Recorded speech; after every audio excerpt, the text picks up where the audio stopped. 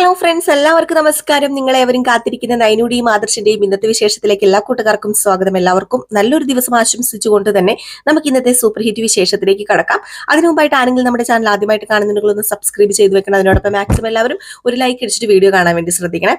അപ്പൊ തുടങ്ങുമ്പോൾ തന്നെ കാണിക്കുന്നത് ആദർശിനെ ദേവയാനിയാണ്. അങ്ങനെ ദേവയാനി ചോദിക്കുകയാണ് ആദർശിനോട്, എടാ മോനെ, നീ നിന്റെ വീട്ടില് അവളെ കൊണ്ടാക്കിയോ എന്ന് ചോദിച്ചു. അപ്പൊ പെട്ടെന്ന് ആദർശ് ചോദിച്ചു, എന്റെ വീട്ടിലോ? അതെന്താ അമ്മ അങ്ങനെ പ്രത്യേകം എടുത്തു ചോദിച്ചത്? അതെ, നീ മേടിച്ചു കൊടുത്ത വീട് നിന്റെ വീടാണല്ലോ. അല്ല, അത് നീ മേടിച്ചു കൊടുത്തില്ലേ? സത്യം പറ മോനെ, നീ എന്നോട് മറച്ചു വെക്കുന്നത് എന്തിനാ? അത് പിന്നെ അമ്മേ, ഞാൻ മേടിച്ചൊന്നും കൊടുത്തില്ല. ദേ, ശബരിമലയ്ക്ക് പോകാൻ മാല ഇട്ടുകൊണ്ട് നീ എന്നോട് കള്ളം പറയരുത് കേട്ടോ. അല്ലെങ്കിലും എന്റെ മോൻ കള്ളം പറയുമ്പോഴേ എനിക്ക് മനസ്സിലാകും നീ ആ വീട് അവർക്ക് മേടിച്ചു കൊടുത്തതല്ലേ. അതോ ഇനിയിപ്പൊ നീ മേടിച്ചു കൊടുക്കാൻ ഇരിക്കുകയാണോ? എന്തിനാ മോനെ ഇങ്ങനെയൊക്കെ ചെയ്യുന്നത്? അപ്പോഴത്തേക്ക് പെട്ടെന്ന് മൂർത്തി വന്നു കേട്ടോ. അനന്തമൂർത്തി വന്നിട്ട് എന്താ പ്രശ്നം എന്ന് ചോദിച്ചപ്പോഴത്തേക്കും നമ്മുടെ ആദർശ് പറയുകയാണ്, അതെ, അമ്മയ്ക്ക് ഒരു വിശ്വാസക്കുറവ്, ഞാന് ആ വീട് നയനയ്ക്ക് മേടിച്ചു കൊടുത്തോന്ന്. ആ കാര്യമാ ഇപ്പൊ അമ്മ എന്നോട് ചോദിക്കുന്നതെന്ന് പറഞ്ഞപ്പോഴത്തേക്കും നമ്മുടെ ദേവയാനി പറഞ്ഞു, അതെ, ഞാൻ ചോദിക്കുന്നതിന് എന്ത് തെറ്റായിരിക്കുന്നത്?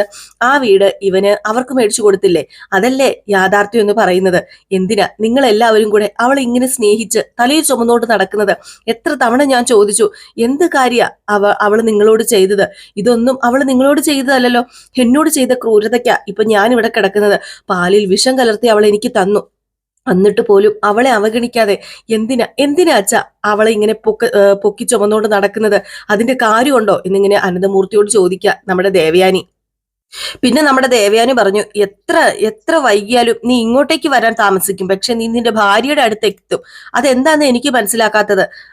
നീ ഏത് നേരവും എന്തിനാ ഇങ്ങനെ ഭാര്യ വീട്ടിൽ കിടന്ന് കറങ്ങുന്നത്? നിന്റെ അച്ഛൻ എന്നെ അത്രയ്ക്ക് ഇഷ്ടമാ, എന്നിട്ട് പിന്നെ എന്റെ വീട്ടിൽ കിടന്ന് നിന്റെ അച്ഛൻ കറങ്ങുന്നത് നീ കണ്ടിട്ടുണ്ടോ? അപ്പോഴത്തേക്ക് നമ്മുടെ മൂർത്തി പറഞ്ഞു, നീ കൊടുത്തേക്കാൾ കൂടുതൽ സ്നേഹമാണ് നയനമോൾക്ക് നയനമോൾ ആദർശ് മോന് കൊടുത്തതെങ്കിലോ അതുകൊണ്ടായിരിക്കും മോളുടെ അടുത്തേക്ക് പോകുന്നത്. അത് നീ മനസ്സിലാക്കുക. പിന്നെ നിന്റെ വീടെന്ന് പറഞ്ഞാൽ അങ്ങ് ദൂരെയാ, അത് കുറച്ച് പ്രയാസമുള്ള കാര്യം, അങ്ങോട്ടേക്ക് പോകുകയും വരുവൊക്കെ ചെയ്യുന്നത്. ഇവിടെയാണെങ്കിൽ അടുത്താണല്ലോ, അതുകൊണ്ട് നയനെ കാണാൻ പോകാലോ. എന്തിനും ഏതിനും ഒരു കാരണം ഉണ്ടല്ലോ എപ്പോഴും. ദേ, നീയല്ലേ ഞാന് വയ്യാണ്ടിരിക്കുകയാണെന്നും അതുപോലെ തന്നെ മലയ്ക്ക് പോകാൻ വേണ്ടിയൊക്കെ നീയല്ലേ ഇവരെ നിർബന്ധിച്ചത്? അപ്പൊ പിന്നെ എന്തിനാ മോളെ നീ ഇങ്ങനെയൊക്കെ കാണിക്കുന്നത്? അതിനിടയിലാ നിനക്ക് ഇങ്ങനെ ഒരു വീഴ്ച വന്നത്. അതിന്റെ ഇടയിൽ ഭഗവാൻ നിന്നെ പരീക്ഷിച്ചതാണെങ്കിലോ? എന്നെ എന്തിനാ ഭഗവാൻ പരീക്ഷിക്കുന്നത്? അതെന്തിനാ എന്നെ പരീക്ഷിക്കണം? ഇത് ഇപ്പം ഏതാണ്ട് ഞാൻ ചെയ്ത പോലെയാണല്ലോ എല്ലാവരും കൂടെ പറയുന്നത്. ഞാൻ എന്തോ തെറ്റ് ചെയ്തിട്ട് എനിക്ക് കിട്ടിയതുപോലെ. നീ തെറ്റ് ചെയ്തിട്ടുണ്ടെങ്കിൽ അത് നീ അറിയണം. നീ പലതും അറിയാതെ പോകുന്നുണ്ട് മോളെ. അതുകൊണ്ടാ നിനക്ക് ചുറ്റുമുള്ള കാര്യങ്ങളൊന്നും മനസ്സിലാകാത്തത്. നീ ഒരു കാര്യം ഓർക്കണം, നയന ഈ വീട്ടിൽ ജീവിക്കേണ്ട കുട്ടിയാ. അവൾ ഈ വീട്ടിൽ നിന്റെ മരുമകളായിട്ടും ഇവന്റെ ഭാര്യയായിട്ടും ജീവിക്കേണ്ട കുട്ടിയാ. അത് നീ മനസ്സിലാക്കുക ചെയ്യേണ്ടത്. അത് മനസ്സിലാക്കി പ്രവർത്തിച്ചു കഴിഞ്ഞാല് ഇതൊന്നും ഇങ്ങനെ ആവില്ലായിരുന്നു. പിന്നെ നീ പലപ്പോഴും പറഞ്ഞിട്ടുണ്ട്, ഈ വീട്ടിലെ കാരണവരെടുക്കുന്ന എന്റെ തീരുമാനങ്ങളും എന്റെ വാക്കുകളും സത്യമാണെന്ന്. അപ്പം നിനക്ക് ഞാൻ പറയുന്നത് സത്യമാണെന്ന് വിശ്വസിച്ചൂടെ? ഞാൻ അവളെ സ്നേഹിക്കുന്നുണ്ടെങ്കിൽ അതിനെന്തെങ്കിലും നന്മയുണ്ടെന്ന് വിശ്വസിച്ചൂലേ? ഇല്ല അച്ഛാ, ഈ ഒരു കാര്യത്തിൽ മാത്രം എനിക്ക് അച്ഛനെ വിശ്വസിക്കാനോ അച്ഛന്റെ വാക്കുകളെ സ്വീകരിക്കാനോ എനിക്ക് കഴിയില്ല. കാരണം ഞാൻ അത്രമാത്രം അവളെ വെറുക്കുന്നുണ്ട് എന്നിങ്ങനെ പറയാം. അപ്പോഴാണ് നമ്മുടെ അനാമിക ജ്യൂസൊക്കെ ആയിട്ട് വരുന്നത്. വല്യമ്മേ, ഇന്നാ ജ്യൂസ് കുടിക്കെന്നും പറഞ്ഞുകൊണ്ട് അങ്ങനെ പതിയെ നമ്മുടെ വല്യമ്മേനെ എടുത്ത് പിടിച്ച് നേരെ ഇരുത്താണ് കേട്ടോ അനാമിക. എന്നിട്ട് ജ്യൂസ് കൊടുക്കുക. സോപ്പിടാൻ വേണ്ടിയുള്ള ഓരോരോ പ്രകടനങ്ങളാണ്. അങ്ങനെ ജ്യൂസ് കുടിക്കുക എന്നിങ്ങനെ പറഞ്ഞു. അപ്പോഴത്തേക്ക് ദേവയാനി പറഞ്ഞു, എന്റെ മരുമകളല്ല, അനാമിക മോളുണ്ടല്ലോ, ഈ മരുമകള് എന്റെ അടുത്ത് വരുമ്പോഴേ എനിക്കൊരു മരുമകളുണ്ടെന്നുള്ള തോന്നൽ വരുന്നത്. അല്ല, എന്തിനാ മുത്തശ്ശനും ആദർശേട്ടനും ഒക്കെ വല്യമ്മയ്ക്ക് ഇഷ്ടമില്ലാത്ത കാര്യങ്ങൾ പറഞ്ഞ് വല്യമ്മനെ വേദനിപ്പിക്കുന്നത്? അമ്മയ്ക്ക് ഇഷ്ടമില്ലാത്ത കാര്യങ്ങളൊന്നും ഇവിടെ ആരും പറഞ്ഞിട്ടില്ല അനാമികയെ. അപ്പോഴത്തേക്കും ദേവയാനി പറഞ്ഞു, അപ്പൊ പിന്നെ ഇപ്പൊ പറഞ്ഞ കാര്യങ്ങളൊക്കെ പിന്നെ എന്താന്ന് ചോദിച്ചു. അപ്പൊ മൂർത്തി പറഞ്ഞു, നീ ഇനിയും അനാമിക മോളെ നയനമോളെ വെറുക്കാനാണ് ഉദ്ദേശമെങ്കിലേ അത് ഒരിക്കലും നന്നല്ലെന്നേ എനിക്ക് പറയാനുള്ളൂ. ദൈവം നിന്നെ പരീക്ഷിക്കും, അത് നീ മനസ്സിൽ വെച്ചോ ദേവയാനി എന്ന് പറഞ്ഞിട്ടാണ് നമ്മുടെ മൂർത്തി അവിടെ നിന്ന് ഇറങ്ങിപ്പോയത്. അപ്പൊ അവിടെ നമ്മുടെ അനാമികയുണ്ട് കേട്ടോ. അപ്പൊ അനാമിക പറഞ്ഞു, അവളെ ഏറ്റവും കൂടുതൽ മയക്കി വെച്ചിരിക്കുന്ന മുത്തശ്ശനെയും മുത്തശ്ശിയാ. അപ്പൊ നമ്മുടെ ആദർശ് പറഞ്ഞു, പിന്നെ അങ്ങനെ മയങ്ങുന്ന ആൾക്കാരല്ല എന്റെ മുത്തശ്ശനും മുത്തശ്ശിയും ഒക്കെ. അത് തിരിച്ചറിയാത്തതാണ് നിങ്ങളുടെ പരാജയം, എന്റെ അമ്മയുടെയും അനാമികയുടെയും പരാജയം. അത് മാത്രമേ എനിക്ക് പറയാനുള്ളെന്ന് പറഞ്ഞ് ആദർശം അങ്ങ് പോയി കേട്ടോ. കിട്ടിയ അവസരമല്ലേ, മുതലെടുക്കൂലേ നമ്മുടെ അനാമിക ദേവയാനിയോട് പറഞ്ഞു, വേണ്ട അമ്മ വിഷമിക്കൊന്നും വേണ്ട. എനിക്ക് എന്ത് വിഷമം? മോൾ ഇത് കാര്യാക്കണ്ട, പറയുന്നവര് പറഞ്ഞോട്ടെ. എന്റെ നിലപാടിന് ഒരു മാറ്റമില്ല. ആരൊക്കെ എന്തൊക്കെ പറഞ്ഞാലും അവൾ എന്നും എന്റെ ശത്രു തന്നെയാ, ശത്രു, എന്റെ ആജന്മ ശത്രു. ഏതായാലും ഇത് കേട്ടപ്പോ അനാമിക ഇങ്ങനെ സന്തോഷത്തിൽ ഇരിക്കാണ് കേട്ടോ. പിന്നെ കാണിക്കുന്ന സീൻ എന്ന് പറഞ്ഞു കഴിഞ്ഞാല് നമ്മുടെ അഭിയാണ്. അപ്പൊ അഭിക്ക് പെട്ടെന്നൊരു മെസ്സേജ് വന്നപ്പം ഫോൺ ഇങ്ങനെ എടുത്ത് നോക്കുക. അപ്പൊ നവ്യ പറഞ്ഞേക്കേടാ, ഇന്ന് വരുമ്പം നീ ഒരു സ്വർണ്ണമോതിരം എനിക്ക് കൊണ്ടുവരണേ. സ്വർണ്ണമോതിരം അല്ലടി, ഡയമണ്ട് മോതിരം കൊണ്ടുവരാടി എന്നും പറഞ്ഞുകൊണ്ട് തിരിച്ച് കളിയാക്കിക്കൊണ്ട് ഒരു മെസ്സേജ് അയച്ചു. അപ്പോഴാണ് നമ്മുടെ നവ്യക്ക് കലി വന്നത്. ഓഹോ, എങ്കിൽ പിന്നെ ഈ വീഡിയോ കാണിച്ചു കൊടുത്തിട്ട് തന്ന കാര്യം അവനും അറിയണം ഞാൻ എല്ലാം അറിഞ്ഞുവെന്ന്. അവൻ ബെറ്റ് വെച്ചതല്ലേ സ്വർണ്ണമോതിരം തരാമെന്ന്. ഇനിയിപ്പോ സ്വർണ്ണമോതിരമല്ല, ഡയമണ്ട് മോതിരം തന്നെ മേടിച്ചിട്ട് കാര്യം എന്ന് പറഞ്ഞു. ഏതായാലും അതിനുശേഷം അടുത്തൊരു മെസ്സേജ് അയക്കുകയാണ് കേട്ടോ. ആ മെസ്സേജ് കണ്ടു കഴിഞ്ഞപ്പോഴത്തേക്കും നമ്മുടെ അഭി ഞെട്ടിപ്പോവുക തന്നെയാണെന്ന് വേണമെങ്കിൽ പറയാം. അതൊരു വീഡിയോ ആയിരുന്നു, വേറെ ഒന്നുമല്ല. നമ്മുടെ അഭി ഇരുന്ന് ഭക്ഷണം കഴിക്കുന്നത്. തകർന്നു പോയില്ലേ അഭി? അയ്യോ, ഇതെങ്ങനെ അവളെടുത്തു? അയ്യോ എന്റെ ഈശ്വര, ഇതാരെങ്കിലും കണ്ടു കഴിഞ്ഞാല് ഇവളെ കൊണ്ട് തോറ്റു പോകുള്ളല്ലോ. ഇതെങ്ങനെ ഇവക്ക് കിട്ടി? ഇവളെന്റെ പുറകെ നടന്ന് എന്നെ ശല്യം ചെയ്തോണ്ടിരിക്കുക. എന്നെ ജീവിക്കാൻ ഇവള് സമ്മതിക്കില്ല എന്നൊക്കെ പറഞ്ഞിട്ട് ഫോണിനെടുത്തിട്ട് തിരിച്ചു വിളിക്കുക നമ്മുടെ നവ്യനെ. അപ്പൊ ഫോൺ കോൾ വന്നത് നവ്യ എടുത്തു. നവ്യ എടുത്തിട്ട് ഹലോ, പറയടാ അഭി. അല്ല, നിനക്ക് എവിടെന്നാ ആ വീഡിയോ കിട്ടിയത്? അല്ല, അതെന്തിനാ നീ അറിയുന്നത്? അല്ല, നീ അതാരെയും കാണിക്കരുത്. കാണിക്കാതിരിക്കാനുള്ള കൂലിയാ ഞാൻ ചോദിച്ചത്. ഒരു സ്വർണ്ണ മോതിരം, അത് 2 പവന്റെ ഒരു സ്വർണ്ണമോതിരം. എന്റെ കയ്യിൽ കാശില്ല നവ്യെ, എവിടെ നിന്ന് ഞാൻ കാശ് ഒപ്പിക്കാനാ? അതെ, കാശ് ഉണ്ടാക്കണം, കാശില്ലെങ്കിൽ കാശ് ഉണ്ടാക്കണം. മലയ്ക്ക് പോകാൻ മാല ഇട്ടവനാ നീ, എന്നിട്ടാ നീ കള്ളത്തരം കാണിക്കുന്നത്. ഇവിടെ എല്ലാവരും അറിഞ്ഞാൽ എന്താണെന്ന് അറിയാലോ. നീ എന്നോട് ബെറ്റ് വെച്ചിട്ടല്ലേ പോയത്? ബെറ്റ് തോറ്റാല് ഒരു സ്വർണ്ണമോതിരം മേടിച്ചു തരാന്ന് നീ എന്നോട് പറഞ്ഞില്ലേ? എന്നിട്ട് ഇപ്പൊ എന്താ നിനക്കൊരു മടിയെ? അത് പിന്നെ കുറച്ചുകൂടി തൂക്കം കുറഞ്ഞ മോതിരം പോരെ നിനക്ക്? നീ ചെയ്ത തെറ്റ് തൂക്കം കൂടിയ തെറ്റാ. ഞാനൊരു സ്വാമിയാ, അതെങ്കിലും നീ ഓർക്ക്. അയ്യോ, ഞാൻ ഓർത്തിട്ട് കാര്യമില്ലല്ലോ. അതബി, നിനക്ക് ഓർമ്മയുണ്ടോ? ഇല്ലല്ലോ. ദേ, നിനക്ക് എന്തെങ്കിലും ഒരു ആത്മാർത്ഥതയുണ്ടോ മാല ഇട്ടതില്? ശരി, നീ തർക്കിക്കണ്ട. വരുമ്പോ ഞാൻ മോതിരമായിട്ട് വന്നാ പോരെ? അങ്ങനെ വഴിക്ക് വാ. ഡയമണ്ട് എങ്കിൽ ഡയമണ്ട് മോതിരം കൊണ്ട് എനിക്ക് തരണം.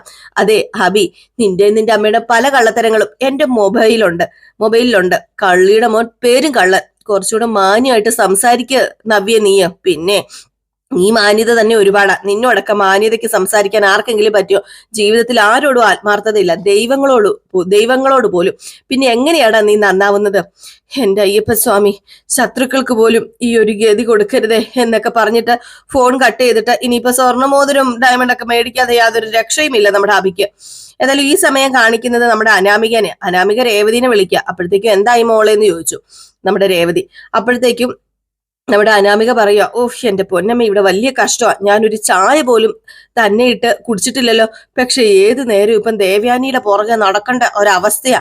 അങ്ങേർക്ക് ആ തള്ളയ്ക്ക് എന്തെങ്കിലുമൊക്കെ ഉണ്ടാക്കി കൊടുക്കണം, പിന്നെ ജ്യൂസ് ഉണ്ടാക്കി കൊടുക്കണം, കുളി കഴിഞ്ഞ് വരുമ്പോ തല തോർത്തി കൊടുക്കണം. ഇതൊന്നും എനിക്ക് ശീലമുള്ളതല്ലല്ലോ അമ്മേ. അല്ല, നിനക്കെന്തെങ്കിലും നഷ്ടമുണ്ടോ മോളെ? തൽക്കാലം നീ സോപ്പിട്ട് നിൽക്കുക. മരുമോളും അമ്മായിയമ്മയും തമ്മിൽ ശത്രുതയില. അകൽച്ച കൂടി വരുന്നതനുസരിച്ച് അവക്ക് കിട്ടാനുള്ളത് മോൾക്കാ കിട്ടാൻ പോകുന്നത്. അത് മോൾക്ക് അവള് തരും. അതുകൊണ്ട് മാത്രമാ അമ്മേ ഞാൻ എല്ലാം സഹിക്കുന്നത്. അപ്പോഴത്തേക്കും പെട്ടെന്ന് നമ്മുടെ ദേവയാനി വന്നു കേട്ടോ. ദേവയാനി വന്നതും അതെ വല്യമ്മ വരുന്നുണ്ട്, ഞാൻ കട്ടാക്കോ എന്ന് പറഞ്ഞിട്ട് അനാമിക ഫോൺ കട്ടാക്കി. അങ്ങനെ അനാമിക നേരെ ദേവയാനിയുടെ അടുത്ത് ചെന്നിട്ട് വല്യമ്മ എന്തായി കാണിക്കുന്നത്? വല്യമ്മ എന്തിനാ വെളിയിൽ കൂടെ ഇങ്ങനെ ഇറങ്ങി നടക്കുന്നത്? അത് പിന്നെ മോള് ആരെയും വിളിച്ചത്? അമ്മേനെയാണോ വിളിച്ചത്? ആരെ സഹിക്കുന്ന കാര്യ പറഞ്ഞത്? ആരെ സഹിക്കുന്ന കാര്യം ഞാൻ പറയാനാ? അത് പിന്നെ വല്യമ്മയ്ക്ക് അറിയത്തില്ലേ? അത് പിന്നെ എന്റെ ഭർത്താവിന് എന്നെ തീരെ ഇഷ്ടമല്ലെന്ന് അറിയാലോ. പിന്നെ വല്യമ്മയ്ക്ക് വേണ്ടിയാ ഞാനിവിടെ ജീവിക്കുന്നത് തന്നെ. അയ്യോ മോളെ, ജീവിതം ഇട്ടെറിഞ്ഞിട്ട് പോകാനേ വലിയ എളുപ്പ, അതിനാരെ കൊണ്ടും പറ്റും. പക്ഷെ ജീവിച്ച് കാണിക്കുക എന്നുള്ളതാണ് പ്രയാസം. താളം തെറ്റിയ ജീവിതം നേരെയാക്കിക്കൊണ്ട് മുന്നോട്ട് പോകുന്നതിലാ നമ്മുടെ പെണ്ണുങ്ങളുടെ മിടുക്കിയിരിക്കുന്നത്. നമ്മുടെ ജീവിതം തകരണം എന്ന് ആഗ്രഹിക്കുന്നവരുടെ മുമ്പിൽ നമ്മൾ ജീവിച്ച് കാണിച്ചു കൊടുക്കുകയല്ല അനാമിക മോളെ ചെയ്യേണ്ടത്. അത് പിന്നെ ഞാൻ ഇവിടുന്ന് പോയിട്ടുണ്ട്, ഇവിടുത്തെ 2 മരുമക്കളും പടക്കം പൊട്ടിച്ച് ആഘോഷിക്കും. അത്തരം ആഘോഷങ്ങൾ ഒഴിവാക്കാനാ ഞാൻ ഇവിടുന്ന് പോകാതിരിക്കുന്നത്. എന്നാലും വിവാഹം കഴിഞ്ഞാൽ ഇങ്ങനെ തളയ്ക്കപ്പെടുന്നു ഞാൻ കരുതിയില്ല വല്യമ്മേ. ഇപ്പം അസുഖമുള്ള വല്യമ്മേനെ നോക്കുന്നത് കൊണ്ട് സമയം പോകുന്ന അറിയുന്നില്ല. പക്ഷെ ഞാൻ ഇതിനകത്തിരുന്ന് ബോറടിച്ച് ചത്തന്നെ അല്ലായിരുന്നെങ്കിൽ എന്റെ അസുഖങ്ങളൊക്കെ പൂർണ്ണമായിട്ട് മാറട്ടെ മോളെ. അതിനുശേഷം മോളുടെ ഇഷ്ടങ്ങളൊക്കെ ഈ വല്യമ്മ സാധിച്ചു തരില്ലേ? മോൾ എന്തിനാ സങ്കടപ്പെടുന്നത്? ശരി വല്യമ്മേ, എനിക്കറിയാം എന്റെ വല്യമ്മയ്ക്ക് എന്നെ ഒരുപാട് ഇഷ്ടമാണെന്ന്. ആരും മോളെ സ്നേഹിക്കുന്നില്ലെങ്കിലും ഈ വല്യമ്മ സ്നേഹിക്കുന്നില്ലേ? അത് മോൾ ഉറച്ചു വിശ്വസിച്ചോ. അത് മുറുകെ പിടിച്ച് ജീവിതത്തിന്റെ അങ്ങേയറ്റം വരെ പോകാനുള്ളത് ഞാൻ മോക്ക് തരും, ഞാൻ അത്രയും മോക്ക് തരും എന്നൊക്കെ പറഞ്ഞപ്പോഴത്തേക്കും നമ്മുടെ അനാമയ്ക്ക് ഭയങ്കര സന്തോഷമായിട്ടോ. ഇതേ സമയം കാണിക്കുന്നത് നമ്മുടെ നവ്യനെയാണ്. നവ്യ ഫോണിലൊക്കെ ഇങ്ങനെ കളിച്ചോണ്ടിരിക്കുമ്പോഴത്തേക്കും അങ്ങോട്ടേക്ക് ജ്യൂസുമായിട്ട് നമ്മുടെ ജലജ വരിക. അപ്പോഴത്തേക്കും നമ്മുടെ നവ്യ ചോദിച്ചു, അല്ല ഓറഞ്ച് അല്ലേ? ആ ഓറഞ്ച് അല്ല, കമ്പിളി നാരങ്ങ. അല്ല കണ്ടറിയത്തില്ല ഇത് ഓറഞ്ച് ആണെന്ന്. അല്ല ചോദിച്ചാ പറഞ്ഞൂടെ? അതുകൊണ്ടാ അതുകൊണ്ടാ ഞാൻ ചോദിച്ചത്. എങ്കിൽ പിന്നെ നീ ഒരു കാര്യം ചെയ്യ്, നിനക്ക് അത്രയ്ക്ക് വിശ്വാസക്കുറവാണെങ്കിൽ കുടിക്കണ്ട. നിങ്ങൾ ചിലപ്പം എന്റെ കുഞ്ഞിനെ കൊല്ലാൻ പോലും മടിക്കില്ലെന്ന് എനിക്കറിയാം. പിന്നെ ഞാനിവിടെ നിൽക്കുന്നത് എങ്ങനെയാണെന്ന് എനിക്കറിയില്ല. ദേ നീയും നിന്റെ മകനും കൂടെ ചേർന്ന് എന്റെ കുഞ്ഞിനെ എപ്പോഴാ കൊല്ലുന്നതെന്ന് നോക്കിയാ ഞാനിവിടെ ഇരിക്കുന്നത്. എന്റെ കുഞ്ഞിനെ സംരക്ഷിക്കാൻ ഞാൻ മാത്രമല്ലേ ഉള്ളൂ. അപ്പൊ ഇത് എന്താ ഏതാന്നൊക്കെ ചോദിച്ചിട്ട് തന്നെ ഞാൻ കുടിക്കത്തുള്ളൂ എന്ന് പറഞ്ഞു. അപ്പോഴത്തേക്കും പെട്ടെന്ന് നമ്മുടെ അഭി വരികയാണ് കേട്ടോ. അപ്പൊ അഭി വരുന്നത് ഒരു സ്വർണ്ണമോതിരം ഒക്കെ ആയിട്ടാണേ. അഭി വന്നതും പെട്ടെന്ന് ചെന്നിട്ട് നമ്മുടെ നവ്യ ചോദിച്ചു, അതെ ഞാൻ പറഞ്ഞത് മേടിച്ചോ? കവറുണ്ടല്ലോ കയ്യില്, ഞാൻ പറഞ്ഞത് മേടിച്ചല്ലേ? എനിക്കറിയാം മേടിക്കുന്ന്, ഇങ്ങ് താ അഭി എന്നും പറഞ്ഞുകൊണ്ട് ആ സ്വർണ്ണമോതിരം ഇങ്ങനെ എടുത്ത് നോക്കുകയാണ് കേട്ടോ. വാവ്, നല്ല തൂക്കം ഉണ്ടല്ലോ. 2 പവൻ തികച്ചുണ്ടോ? ആ 2 പവൻ തികച്ചുണ്ട്. ഇതൊക്കെ കണ്ടിട്ട് ജലജയ്ക്ക് ദഹിക്കുന്നില്ല കേട്ടോ. ജലജ പെട്ടെന്ന് ചോദിച്ചു, അല്ല ഇത് സ്വർണ്ണമാണോ? ഇതിന് അല്ല കണ്ടിട്ട് എന്ത് തോന്നുന്നു? ഇത് സ്വർണമാ. പിന്നെ സ്വർണത്തിൽ മുങ്ങി താഴുന്നവരല്ലേ നിങ്ങള്? ഇത് സ്വർണ്ണമല്ലെന്ന് കണ്ടിട്ട് തോന്നുന്നുണ്ടോന്ന് ചോദിച്ചു. അപ്പോഴത്തേക്കും പെട്ടെന്ന് നമ്മുടെ ജലജ ഒന്ന് നോക്കിയിട്ടോ. ജലജ നോക്കിയിട്ട് പറഞ്ഞു, ഇത് 916 ആണല്ലോ. അല്ല ഇത് 2 പവനില്ലേ? ഒട്ടും കുറവില്ലെന്ന് ഞാൻ പറഞ്ഞില്ലേ? എങ്കിൽ പിന്നെ ഇത് നീ തന്നെ എന്റെ ഈ കയ്യിലേക്ക് ഇട്ട് തന്നെ. അതെന്തിനാ ഞാൻ ഇട്ട് തരുന്നത്? ഇന്ന് നമ്മുടെ നിശ്ചയമാണോ? കല്യാണത്തിന് മുമ്പ് ഈ ഡയമണ്ട് വരെ എന്റെ കഴുത്തിൽ ഇട്ട് തന്നിട്ടുണ്ടല്ലോ, ഞാൻ പറയാതെ തന്നെ. ഇപ്പൊ പിന്നെ എന്താ ഒരു പ്രയാസം കയ്യിലൊരു മോതിരം ഇട്ട് തരുന്നേന്? ദാ കൈ നീട്ടി തരാം, മോതിരം ഇട്ടുതാ, വാങ്ങിക്കൊണ്ട് നാളെ തന്നെ എന്റെ കയ്യിൽ ഇട്ട് തരണം, അതാ നല്ലത്. ഇത് കേട്ട് കഴിഞ്ഞപ്പോഴത്തേക്കും അഭിക്ക് ഇട്ട് കൊടുക്കാനും പറ്റത്തില്ല, ഇട്ട് കൊടുക്കാതിരിക്കാനും പറ്റത്തില്ലാത്തൊരവസ്ഥ. അപ്പോഴത്തേക്കും അനാമിക വന്നു. അനാമിക വന്നിട്ട് ഇതൊക്കെ കണ്ടിട്ട് അന്തം വിട്ട് കുന്തം പോലെ നിൽക്കുകയാണ്. അപ്പോഴത്തേക്കും നമ്മുടെ അഭി ഈ മോതിരം കയ്യിൽ അങ്ങ് ഇട്ട് കൊടുത്തു. ജര ചോദിച്ചു, നിനക്കിത് എന്തിന്റെ കേടാ? ദേ നീ മൂർത്തീസ് ജ്വല്ലറിയിൽ വെറും ഒരു തൊഴിലാളി മാത്രമാ. അല്ല അങ്ങനെയുള്ള നിനക്ക് എവിടെ നിന്ന് ഇത്രയും പൈസ കിട്ടി? അതെ, ഹബിയേട്ടന്റെ മുത്തശ്ശന്റെയും മുത്തശ്ശിയുടെയും വഴിക്ക് തന്നെയാ ഹബിയേട്ടനും. അല്ലെങ്കിൽ ഒരു കാരണമില്ലാതെ സ്വർണ്ണമോതിരമൊക്കെ മേടിച്ചു കൊടുക്കോ എന്നിങ്ങനെ അനാമിക. അപ്പം ജല ചോദിച്ചു, ഇന്നെന്താ ഇവളുടെ ബർത്ത്ഡേ ആണോ മോതിരം മേടിച്ചു കൊടുക്കാൻ? അത് പിന്നെ ബർത്ത്ഡേ വരുന്നേ ഉള്ളൂ അമ്മായിയമ്മേ. അന്ന് ഇതൊന്നും പോരാട്ടോ. അന്ന് എനിക്ക് നല്ലൊരു ഡയമണ്ട് നെക്ലേസ് തന്നെ മേടിച്ചു തരണം. അത് ഇവ മേടിച്ചു തരും അല്ലേടാ അഭി എന്നിങ്ങനെ ചോദിച്ചു. അപ്പോഴത്തേക്ക് അഭി ഒന്നും മിണ്ടുന്നില്ല. അപ്പം ജല ചോദിച്ചു, അഭി നിനക്ക് എന്താടാ പറ്റിയത്? നീ ഇങ്ങനെയൊന്നും അല്ലായിരുന്നില്ലല്ലോ. അത് പിന്നെ മലയ്ക്ക് പോകാൻ മാല ഇട്ടിരിക്കുകയല്ലേ. അപ്പൊ ഭാര്യമാര് പറയുന്നത് എന്തും കേൾക്കണം എന്നാ പറയുന്നത്. ആര് പറഞ്ഞു നിന്നോട്? അത് പിന്നെ ഒരു ജോൾസിനെ കണ്ടപ്പം അദ്ദേഹം എന്നോട് പറഞ്ഞതാ, ഭാര്യമാര് പറയുന്ന അനുസരിക്കണമെന്ന്. മല കയറുമ്പം അതിന്റെ പൂർണ്ണ ഗുണം കിട്ടണമെങ്കിൽ ഭാര്യമാര് തൃപ്തരായിരിക്കണമെന്ന്. ഓഹോ, എങ്കിൽ പിന്നെ ദേ നവി, നിനക്കൊരു സ്വർണ്ണ കിരീടം ചോദിക്കത്തില്ലായിരുന്നോ? ഇവ മേടിച്ചു തരുമായിരുന്നല്ലോ. അതേ അമ്മായിയമ്മേ, ഞാൻ എന്ത് ചോദിച്ചാലും മേടിച്ചു തരും എന്റെ ഭർത്താവ്. അപ്പോഴത്തേക്കും നമ്മുടെ അനാമിക ആണെങ്കിൽ എന്നെ ഒരു കഴങ്ങം കെട്ടിയിട്ടുണ്ട്, കാലണക്കി അവനെ കൊണ്ട് ഒന്നിനും കൊള്ളത്തില്ലെന്ന് മനസ്സിൽ ഇങ്ങനെ വിചാരിക്കാണ്. അപ്പൊ നമ്മുടെ നവ്യ അബിയുടെ മുമ്പ് ചെന്ന് പറഞ്ഞു, നല്ല സെലക്ഷൻ ആണ് കേട്ടോ, ഏതായാലും എനിക്ക് ഇഷ്ടപ്പെട്ടു. അപ്പം ജല ചോദിച്ചു, അല്ല ഇതിന് എത്രയായി? 2 പവൻ എന്ന് പറയുമ്പോ 1.25 അടുപ്പിച്ചായി കാണുമല്ലോ. ആ അതൊക്കെ ആയി. അല്ല ക്രെഡിറ്റ് കാർഡിലെ ലക്ഷങ്ങളുടെ ബാധ്യത ഉണ്ട് നിനക്കത് അറിയാമോ? ഇതൊക്കെ എപ്പം നീ തീർക്കും? അതൊക്കെ എന്റെ ഭർത്താവ് തീർത്തോളും. അതിന്റെ പേരിൽ ഇവിടെ ആരും വിഷമിക്കേണ്ട ഒരു കാര്യമില്ല. അമ്മയാകാൻ പോകുന്ന ഭാര്യയ്ക്ക് കുഞ്ഞിന് അമ്മയാകാൻ പോകുന്ന ഭാര്യയ്ക്ക് കുഞ്ഞിന്റെ അച്ഛൻ കൊണ്ടുവന്ന ഈ മോതിരം ഒരുപാട് ഇഷ്ടപ്പെട്ടു കേട്ടോ അഭിയേട്ട, എന്റെ പൊന്ന അഭിയേട്ടനാണ് എന്നും പറഞ്ഞുകൊണ്ട് നമ്മുടെ നവ്യ അങ്ങ് പോയി കഴിയുമ്പോൾ ജലി ചോദിച്ചു, നിനക്കിത് എന്തിന്റെ കുഴപ്പമാ? അമ്മേ പെട്ടുപോയമ്മേ, അവള് പറഞ്ഞ പോലെ ചെയ്തില്ലെങ്കിൽ അമ്മേനെ തളയ്ക്കുമെന്ന് പറഞ്ഞായിരുന്നു. എന്നെയോ? എന്നെ എന്തിന്? അപ്പൊ നമ്മുടെ അനാമിക വന്നിട്ട് ചോദിക്കുക, അതെന്തിനാ അപ്പച്ചിനെ തളയ്ക്കുന്നത്? എന്തൊക്കെയാ അഭിയേട്ടൻ ഈ പറയുന്നത്? ഞാനും ഇത് ശ്രദ്ധിക്കാതിരുന്നിട്ടില്ല. ഞാൻ എന്ത് പറഞ്ഞാലും അപ്പച്ചി എന്ത് പറഞ്ഞാലും അവൾ എന്ത് പറഞ്ഞാലും അപ്പച്ചി ചെയ്തു കൊടുക്കൂലോ. അപ്പച്ചിക്ക് എന്താ അവളെ പേടിയുണ്ടോ? അത് പിന്നെ അവളുടെ വയറ്റിൽ ഒരു കുഞ്ഞുള്ളത് കൊണ്ട് എന്തും ചെയ്തു കൊടുക്കണം എന്നാണല്ലോ മുത്തച്ഛനും മുത്തച്ഛയും പറഞ്ഞിരിക്കുന്നത്. പിന്നെ എങ്ങനെ ചെയ്തു കൊടുക്കാതിരിക്കും? അതുകൊണ്ട് തൽക്കാലം അതൊക്കെ കേട്ടേ പറ്റത്തുള്ളൂ മോലെ. അല്ല എന്നെ ഉപദേശിക്കാറുണ്ട് രണ്ടാളും. അതുകൊണ്ട് കാര്യത്തോടടുക്കുമ്പോ നിങ്ങൾ അവൾമാരെ സഹായിച്ചോണ്ടിരിക്കുക. ഞാൻ ആരെയാ വിശ്വസിക്കേണ്ടത്? എനിക്കൊന്നും മനസ്സിലാവുന്നില്ല എന്ന് പറഞ്ഞിട്ട് അനാമിക ദേഷ്യം വന്നിട്ട് അങ്ങ് പോയി കേട്ടോ. ഏതായാലും ഇവർ രണ്ടും പെട്ട് നിൽക്കാന്ന് അനാമികയ്ക്ക് അറിയില്ലല്ലോ. അപ്പൊ ജലജ വീണ്ടും ചോദിക്കും അബിയോട്, എടാ സത്യം പറയടാ, എന്താ പ്രശ്നം? അതെ, അമ്മ മാല മോഷ്ടിച്ച് അവളുടെ ബാഗിൽ കൊണ്ടുവച്ചില്ലേ, അതിന്റെ വിഷ്വൽസ് എല്ലാം അവളുടെ കയ്യിലുണ്ട്. അത് പ്രദർശിപ്പിക്കുമെന്ന് പറഞ്ഞുകൊണ്ടാ ഞാൻ അവൾക്ക് സ്വർണം മേടിച്ചു കൊടുത്തത്. ഓഹ്, ഇനിയിപ്പൊ എന്റെ തല എടുക്കാൻ പറഞ്ഞാലും നീ ഇപ്പൊ എടുക്കൂലോടാ. അത് പിന്നെ അമ്മേ എന്ത് ചെയ്യാനാ എന്നിങ്ങനെ പറഞ്ഞു കേട്ടോ. എന്നിട്ട് ജലജ അങ്ങ് പോയി. അതൊന്നും അല്ല കാര്യം, നമ്മുടെ അഭിക്കല്ലേ അറിയത്തുള്ളൂ. ആഹാരം കഴിച്ച കാര്യം നമ്മുടെ ജലജയോട് പറയാനും പറ്റത്തില്ലാത്തൊരവസ്ഥ. ഈ സമയം പിന്നെ കാണിക്കുന്ന നമ്മുടെ അനീനെയാണ് കേട്ടോ. അപ്പൊ അനി എന്തൊക്കെയോ ചിന്തിച്ച് ആലോചിച്ച് കൂട്ടി പിറക്കിക്കൊണ്ടിരിക്കുകയാണ്. അപ്പൊ നമ്മുടെ അനാമിക വരികയാണ്. അപ്പം നവ്യക്ക് മോതിരം കിട്ടിയല്ലോ, അതിന്റെ രോക്ഷമാണ്. അപ്പൊ ഓടി വന്നിട്ട് അനാമിക പറഞ്ഞു, സമാധാനമായി, എന്നെ കല്യാണം കഴിച്ചിട്ട് ആദ്യമായിട്ടാണല്ലോ നീ ഇരുന്ന് കവിത എഴുതുന്നത്. അപ്പൊ അനി കവിത എഴുതിക്കൊണ്ടിരിക്കുകയായിരുന്നു. അപ്പോഴത്തേക്കും അനാമിക ചോദിച്ചു, അല്ലെ എന്താ എന്താ വിഷയം? ഒരു ദുരന്ത ദാമ്പത്യം, അതെ, പ്രണയിച്ച് വിജയമാകാൻ വേണ്ടി വലിയ താമസമൊന്നുമില്ല. അല്ല, നിനക്കിപ്പോ എന്താ വേണ്ടത് എന്റെ പൊന്നനാമികെ? നിന്റെ ജ്വല്ലറിയില് മികച്ച ആഭരണങ്ങളും നല്ല ഡിസൈൻസ് ഒക്കെ വന്നു കഴിഞ്ഞിട്ടുണ്ടെങ്കിൽ അത് മേടിച്ചു കൊടുക്കണത് നീ അവക്കായിരിക്കും അല്ലെ, അല്ലാതെ എനിക്കല്ലല്ലോ. ദേ, നിന്റെ അഭിയേട്ടന് പോലും അഹങ്കാരിയായ ഭാര്യയോട് സ്നേഹമുണ്ട്, സിമ്പതിയുണ്ട്. അതുകൊണ്ട് എന്താ 2 പവന്റെ മോതിരവാ ഹബി ഏട്ടൻ നവ്യക്ക് മേടിച്ചു കൊടുത്തത്. ആരാബിയോ ഹാബി ഒരിക്കലും അങ്ങനെ ചെയ്യില്ല. പക്ഷേ ചെയ്തു. അയാൾക്ക് ജനിക്കാൻ പോകുന്ന കുഞ്ഞിന്റെ അമ്മയല്ലേ അവള്. ആ ഒരു സ്നേഹം അയാൾക്ക് കാണാതിരിക്കത്തില്ലല്ലോ. നിനക്ക് എന്നോട് ഒരു സ്നേഹവും ഇല്ലാത്തത്. നീ എനിക്കൊരു തരി പൊന്ന് തന്നിട്ടുണ്ടോ? പിന്നെ നിനക്കിപ്പോ മോതിരം മേടിച്ചു തരാല്ലേ എനിക്കിപ്പോ സമയം. അല്ല, ഹബി അങ്ങനെ ചെന്നിട്ടുണ്ടെങ്കിൽ അതിനെന്തെങ്കിലും കാരണം കാണും. പിന്നെ അങ്ങനെ പ്രത്യേകിച്ച് കാരണമൊന്നുമില്ല. അയാൾക്ക് അയാളുടെ ഭാര്യയോട് സ്നേഹമുണ്ട്, അതുകൊണ്ട് അയാൾ മേടിച്ചു കൊടുത്തത്. പിന്നെ ജീവിതത്തിൽ ആരോട് സ്നേഹമില്ലാത്ത ഒരാളാ ഹബി. അവനെ അല്ലാതെ മറ്റാരെയും ഇന്ന് വരെ സ്നേഹിച്ചിട്ടില്ല. ആ കാര്യത്തിൽ നിങ്ങൾ രണ്ടും ഒരുപോലെയാ. അവരവരെ സ്നേഹിക്കുന്ന പ്രകൃതക്കാരാണല്ലോ നീയും അവനും ഒക്കെ. അതെ, ഹബിയേട്ടന് അങ്ങേരുടെ ഭാര്യയ്ക്ക് ഒരു സ്വർണ്ണമോതിരം മേടിച്ചു കൊടുത്തത് നിനക്ക് സഹിക്കാൻ പറ്റുന്നില്ലല്ലേ? എനിക്ക് സ്വർണത്തിനോടൊന്നും വലിയ താല്പര്യമില്ല അനാമിക. അതുകൊണ്ട് ഞാൻ ആർക്കും ഒന്നും മേടിച്ചു കൊടുക്കാറുമില്ല. സ്വർണ്ണ തന്നിട്ടുള്ള സ്നേഹമൊന്നും എനിക്ക് വേണ്ട. ആ ഒരു സ്നേഹമൊന്നും ഒത്തിരി നാള് നിലനിൽക്കില്ല. എനിക്കറിയായിരുന്നു ഇങ്ങനെ ഒരു മറുപടി തന്നെയാ നീ പറയുന്നത്. അവൾമാരെ മിടുക്കികളാ. ആ ഇളയവള് ഒരു ചെല്ലം നിറയെ സ്വർണം സ്വന്തമാക്കി. ഇപ്പൊ പിശുങ്കനായ ഏട്ടന്റെ കയ്യിൽ നിന്ന് ഭാര്യ ഒരു സ്വർണം മേടിച്ചു. ഇതിനുള്ള ഭാഗ്യമൊന്നും എനിക്കില്ല. അല്ല, അർഹതയില്ലാഞ്ഞിട്ടും നിന്റെ വല്യമ്മ നിനക്ക് കുറെ സ്വർണം തന്നല്ലോ. അതിന്റെ അടുത്ത ദിവസം തന്നെ അതിൽ നിന്നൊരു വലിയ മാല കാണാതെ പോവുകയും ചെയ്തുവല്ലോ. അത് പിന്നെ അന്ന് പോലീസ് കേസ് ആകുമായിരുന്നെങ്കിൽ നിന്റെ ഏടത്തിമാര് തന്നെ പോലീസ് സ്റ്റേഷനിൽ കിടന്നേനെ, പിടിയിലായേനെ. നിന്റെ വല്യമ്മ തന്നെയല്ലേ അത് വേണ്ടെന്ന് വെച്ചത്, ഈ കുടുംബത്തിന്റെ അഭിമാനം ഓർത്തിട്ട്. അതേടി, ഈ കുടുംബത്തിന്റെ അഭിമാനം ഓർത്തിട്ട് തന്നെ അത് വേണ്ടെന്ന് വെച്ചത്. അത് വേണ്ടെന്ന് വെച്ചത് കൊണ്ട് നീയൊക്കെ രക്ഷപ്പെട്ട് നടക്കുന്നു. ഇനിയിപ്പൊ ഇവിടെ നിന്ന് എന്തൊക്കെ മോഷണം പോകുമെന്നും ഇനി ഇവിടെ എന്തൊക്കെ അടിച്ചു മാറ്റിക്കൊണ്ട് പോകുമെന്നും ദൈവത്തിന് മാത്രമേ അറിയത്തുള്ളൂ. ദേ, എനിക്കാർക്ക് സ്വർണം മേടിച്ചു തരാനും പറ്റില്ല.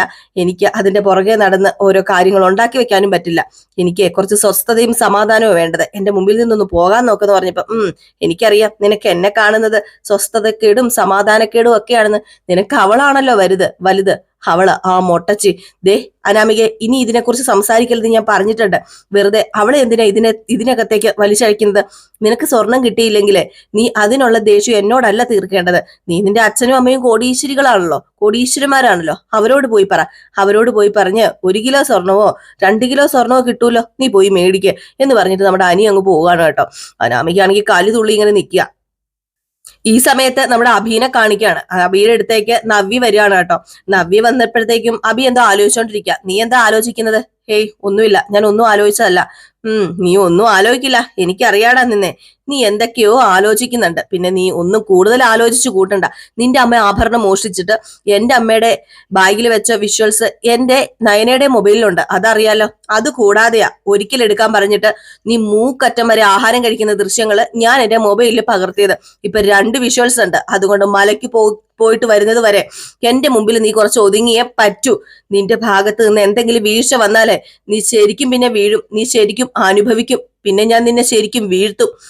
ഇതുപോലെ അവസരം മുതലാക്കുന്ന ഒരു ചേച്ചീനെ അനിയത്തിനെ ഞാൻ ജീവിതത്തിൽ കണ്ടിട്ടില്ല. അതെ, ഞാനേ അവസരം മുതലാക്കാറുള്ളൂ. എന്റെ അനിയത്തി ഉണ്ടല്ലോ, അവളെ പോലത്തെ പാവപ്പെട്ട പെൺകുട്ടിനെ ഈ ലോകത്ത് ആർക്കും കാണാനായിട്ട് സാധിക്കില്ലടാ. അതുപോലെ പഞ്ചപാവ. അതുപോലെ മനസ്സിലാകാത്തത് നിന്റെ അമ്മയ്ക്കും അവളുടെ അമ്മായിയമ്മയ്ക്കും ജാനകി അമ്മയ്ക്കും മാത്രമാ. ബാക്കി എല്ലാവർക്കും അറിയാം എന്റെ നയനയുടെ മഹത്വം എന്താണെന്ന്. എന്ന് വെച്ചാല് മഹാനായ അച്ഛന്റെ മക്കളല്ലേ, പിന്നെ എങ്ങനെ മഹത്വം ഇല്ലാതിരിക്കും? അതേടാ, എന്റെ അച്ഛനെ ആരെ പറ്റിച്ചിട്ടല്ലടാ ജീവിക്കുന്നത്, അന്തസ്സോട് കൂടിയാ. എന്റെ അമ്മയ്ക്ക് കുറച്ച് അത്യാഗ്രഹം ഉണ്ടായിരുന്നു, എനിക്കും. ആ സമയത്ത് പോലും നിലം മറന്നു പോകരുതെന്ന അച്ഛൻ ഞങ്ങളെ ഉപദേശിച്ചു തന്നിട്ടുള്ളത്, അച്ഛൻ ഞങ്ങളെ പഠിപ്പിച്ചിട്ടുള്ളത്. അതിനെക്കുറിച്ച് നീ കൂടുതലൊന്നും പറയണ്ട നവ്യേ. അനന്തമൂർത്തി എന്ന വലിയ മനുഷ്യന്റെ പേര് കേട്ട തറവാട്ടിലേക്ക് കയറി വരാൻ കഴിഞ്ഞത് തന്നെ നിന്റെയൊക്കെ മുജ്ജന്മ സുഹൃതമല്ലേടി. എടാ, വലിയ തറവാട് പത്രാസും ഒക്കെ കയറി വരുന്ന സമയത്തേ ഉള്ളൂ. അത് കഴിഞ്ഞാ പിന്നെ അവൻ കൂട്ടിക്കൊണ്ടു വന്ന പെണ്ണിനോട് സ്നേഹം ഉണ്ടായിരിക്കണം. സ്നേഹം. അവക്ക് വേണ്ട സംരക്ഷണവും പരിചരണവും കൊടുക്കണം. അതാ ചെയ്യേണ്ടത്. അത് നീ ചെയ്യുന്നുണ്ടോ? അതുപോലെ ഒരു ജീവിതം, ഒരു പെൺകുട്ടിയുടെ നല്ല ജീവിതം എന്ന് പറയുന്നത് അതെനിക്ക് കിട്ടുന്നില്ലല്ലോ. അല്ലാതെ വല്ല തറവാടുണ്ട്, കുറെ സമ്പത്തുണ്ടെന്നൊക്കെ പറഞ്ഞിട്ട് എന്തെങ്കിലും കാര്യമുണ്ടോടാ? ഒരു കാര്യമില്ലടാ. നീ എന്നെയും എനിക്ക് ജനിക്കുന്ന കുഞ്ഞുങ്ങളെയും സ്നേഹിച്ചില്ല എങ്കിൽ ധൈര്യത്തോടെ എനിക്ക് പറയാൻ പറ്റും എന്റെ ജീവിതം ദാരിദ്ര്യാണെന്ന്, പാട് ദാരിദ്ര്യാണെന്ന്. ഒരു പെൺകുട്ടി അവളുടെ ഭർത്താവ് സ്നേഹിക്കുമ്പോഴാണ്, അവളെ വിശ്വസിക്കുമ്പോഴാണ്, അവളെ ആത്മാർത്ഥമായിട്ട് അടക്കി പിടിക്കുമ്പോഴാ അവള് സമ്പന്നയാകുന്നത്. അല്ലാതെ കുറെ പണം കൊണ്ടല്ല. പിന്നെ എന്റെ ചിന്ത അങ്ങനെ അല്ലടി നവ്യ. അങ്ങനെയാണെങ്കിൽ പണം ഉള്ളവളാണ് സമ്പന്ന. അതുകൊണ്ട് നേടാൻ പറ്റാത്തതായിട്ടൊന്നുമില്ല. പണം നമ്മുടെ കയ്യിലുണ്ടെങ്കിൽ എന്തും നേടാം. അത് നിനക്ക് പണം ഉണ്ടെങ്കിൽ എന്നെ പോലെയുള്ള പെൺകുട്ടികളെ ഇനിയും നിനക്ക് സ്വന്തമാക്കാനായിട്ട് സാധിക്കും. എനിക്കറിയാം. എന്നാലേ എന്റെ ജീവിതത്തില് ഒരു പുരുഷനെ പാടുള്ളൂ എന്ന് എനിക്ക് നിർബന്ധമുണ്ട്. ആ ഒരു പുരുഷനാടാ നീ. അതുകൊണ്ട് തന്നെ ആ പുരുഷൻ എന്നെ സ്നേഹിക്കുമ്പോഴാ ഞാൻ സമ്പന്നയാകുന്നത്. അല്ലാതെ എനിക്ക് സമ്പത്ത് കിട്ടുമ്പോഴല്ലടാ എന്നിങ്ങനെ പറയുമ്പോഴത്തേക്ക് നമ്മുടെ അഭി ഇങ്ങനെ നോക്കി നിൽക്കാണ് കേട്ടോ. ഏതായാലും ഈ ഒരു സീൻ കാണിച്ചിട്ടാണ് ഇന്നത്തെ വിശേഷം അവസാനിക്കുന്നത്. അപ്പൊ എല്ലാവരും കാത്തിരിക്കുക അടുത്ത വിശേഷവുമായിട്ട് വരാം. അതുവരെ എല്ലാവർക്കും ടാറ്റാ, ബൈ ബൈ.